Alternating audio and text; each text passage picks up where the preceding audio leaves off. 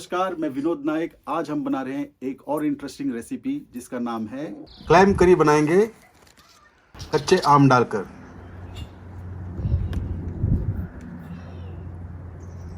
कच्चे कैरी तोड़ देते हैं, ताज़ा कैरी मिला है यहाँ पर। एक कैरी लिया है मैंने, तो ये क्लैम्स लिए हैं कुछ, 1 किलो है। तो क्लैम्स है ना, अच्छी तरह से धोकर उसको आधा शेल्फ के साथ डालना है, आधा विदाउट शेल्फ के साथ डालना है। तो 40% 60% करेगा तो भी चलेगा। शेल डालने से थोड़ा एक्स्ट्रा फ्लेवर और टेस्ट आएगा। ये लाल मिर्च, आधा नारियल चाहिए हमको, तो इसको ग्रेट किया हुआ है आधा नारियल। ये कुछ ब्लैक पेपर्स है, सूखा धनिया 2 टेबलस्पून और हल्दी पाउडर। थोड़ा पानी डाल के इसको मसाला पीस लेते हैं। बस यही मसाला है, इसमें कुछ ज़्यादा नहीं है। अच्छा फाइन पीसना है अपना। ये मसाला अपना हो गया तैयार। कंसिस्टेंसी देखिए कितना गाढ़ा है। थोड़ा पानी मिलाएंगे इसमें।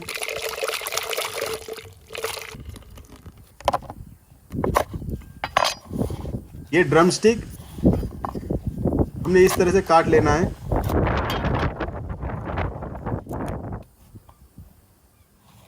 इसको ऐसे अगर हम बीच में से थोड़ा सा छोड़ेंगे गैप, और इसका छिलका ऐसे निकाल लेंगे।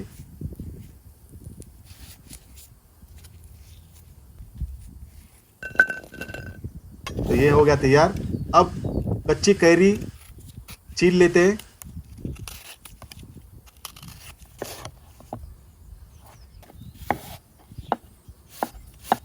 और एक प्याज चाहिए, इसको हम लोग इस तरह से चॉप कर लेंगे।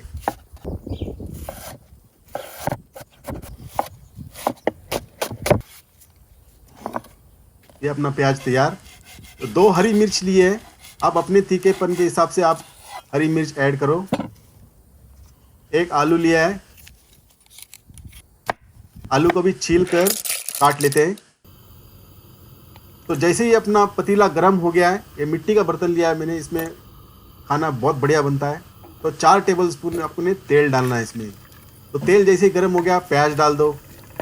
प्याज को हल्का सा भूनना है, पिंक ही रखना है, ब्राउन वगैरह नहीं करना हमने इसको। प्याज पक गया है, तो अब डालते हैं क्लैम्स।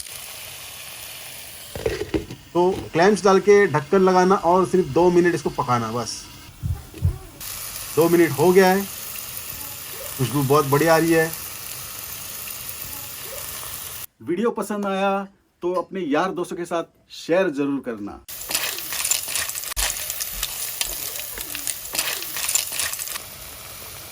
अब डालते हैं मसाला।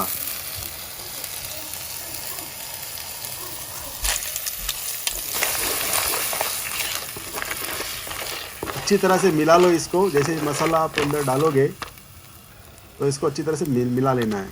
अब डालेंगे आलू और आम, कच्ची कैरी। अब डालेंगे ड्रम स्टिक।